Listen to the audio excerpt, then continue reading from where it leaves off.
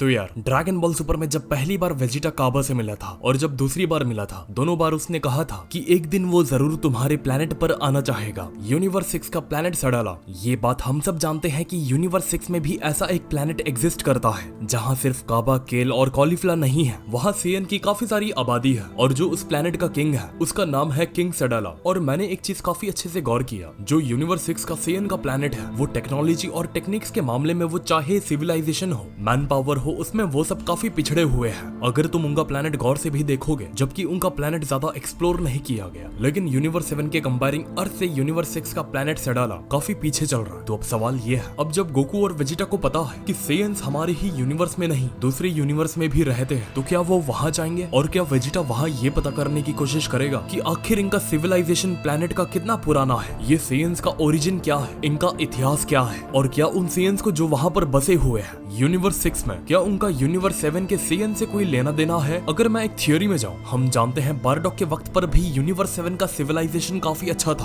हो सकता है कि प्लेनेट वेजिटा की पहले की जो सल्तनत रही हो, उनमें से कुछ सेयन यूनिवर्स 7 के बाहर निकले हो। लेकिन क्या यह मुमकिन है कि उस वक्त उन सेयंस को पता था कि प्लेनेट वेजिटा एक यूनिवर्स का हिस्सा है और उनके यूनिवर्स की तरह इस संसार में और भी यूनिवर्स है? जहाँ तक मैं मानता हूँ शायद ये उन्हें जरूर पता होगा। और कैसे? तो कुछ ऐसे, क्योंकि फ्रीजा को प्लेनेट वेजिटा के वक्त से पता था कि हमारी यूनिवर्स का एक गॉड ऑफ डिस्ट्रक्शन है। शायद गोकू, वेजिटा, जितने भी अर्थ के लोग हैं, उनको इस बात का वहम तक नहीं था कि वो अर्थ में अगर है और उस यूनिवर्स में अगर है तो उस यूनिवर्स की टॉप गद्दी पर एक शख्स बैठा है जिसको फ्रीजा बहुत अच्छी तरीके से जानता है। तो ये एक बात साफ है कि फ्रीजा को आज से नहीं, उसको यूनिवर्स का ज्ञान बहुत पहले से था। जितना गोकू और वेजिटा को भी नहीं पता था उतना फ्रीजा को पता था। ये हम सब जानते हैं। फ्रीजा था प्लेनेट ट्रेडर जो यूनिवर्स में इल्लीगल ट्रेड करता था। मेरे पास इसकी दो थियोरी है। अगर यूनिवर्स 7 से सेयन यूनिवर्स 6 में बसे होंगे तो कैसे बसे होंगे? हो सकता है कि कुछ सेयंस ने कोशिश किया हो मल्टीवर्स को एक्सप्लोर करने की, जिसमें वो पहुंच गए हो जैसे तैसे करके यूनिवर्स 6 तक, और उधर कुछ सेयंस ने अपना घर वगैरह बना लिया हो। या फिर ये कहो, हम नहीं जानते आखिर किंग कोल्ड और सेयंस का ट्रेड या फिर सेयंस का अलायंस, मैं कहूंगा कितने सालों तक रहा है। हमने जो अलायंस देखा है वो सिर्फ और सिर्फ प्लेनेट वेजिटा तक देखा है। लेकिन सवाल ये है, आखिर ये अलायंस था कितना पुराना फ्रीजा और सेयंस के बीच में का? राइटर ने ये कब का ऑफिशियली ये बता चुका है कि सेयंस का इतिहास सिर्फ प्लेनेट वेजिटा से ही नहीं, सेयंस का इतिहास यामोशी के जमाने से है। अब मैं जाऊंगा इस चीज में, अगर तुम यूनिवर्स 7 के सेयंस के ड्रेस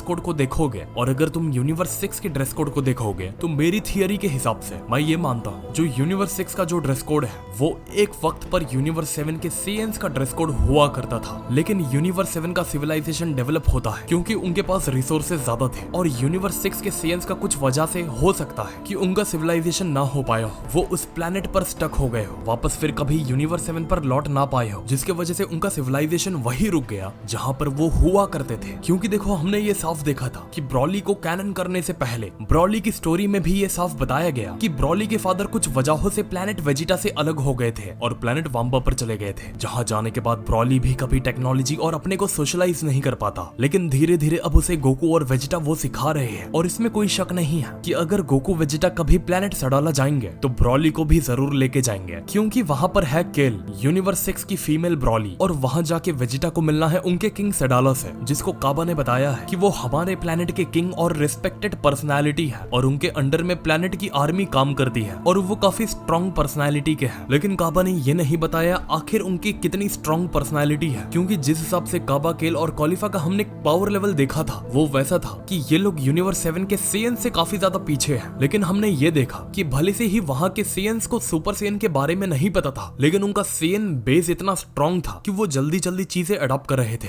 सुपर सेयन से सुपर सेयन 2 में जाना और लेजेंडरी सुपर सेयन में जाना और अल्ट्रा इंस्टिंक्ट गोकू को टूर्नामेंट ऑफ पावर में फ्यूजन के जरिए डोमिनेट करना, ये कहीं ना कहीं एक जवाब इसका ये है कि भले से ही उन्हें सुपर सेयन के बारे में नहीं पता था, लेकिन इंटरनली उनके अंदर सुपर सेयन का एसएल बहुत ज्यादा था और वो पीढ़ी दर पीढ़ी बढ़ता गया। और फिर जब गोकू वेजिटा से वो लोग मिलते हैं, अचानक में उन्होंने उस सडन स्पाइक को महसूस किया। यहाँ तक कि गोकू ने प्रॉमिस भी किया था कि वो जरूर एक दिन आके सुपर सेयन 3 तक के बारे में उन्हें सिखाएगा। Not only super Saiyan 3, tournament of power में यूनिवर्स 6 के सेयंस ने देखा कि यूनिवर्स 7 के सेयंस टेक्निक्स और फॉर्म में कितने ज्यादा एडवांस है और कौन से लेवल पर है। उन्होंने अपनी आंखों से देखा कि एक सेयन ये लेवल तक जा सकता है जो उस पे डोमिनेंस जमा सकता है जो गॉड्स के ऊपर है। तो ये चीज यूनिवर्स 6 के सेयंस कहीं ना कहीं कंसिडर करेंगे और टूर्नामेंट ऑफ पावर के बाद उन्होंने खुद से भी ट्रेनिंग की होगी। और क्या पता, शायद आपको यूनिवर्स 6 में गॉड ऑफ डिस्ट्रक्शन का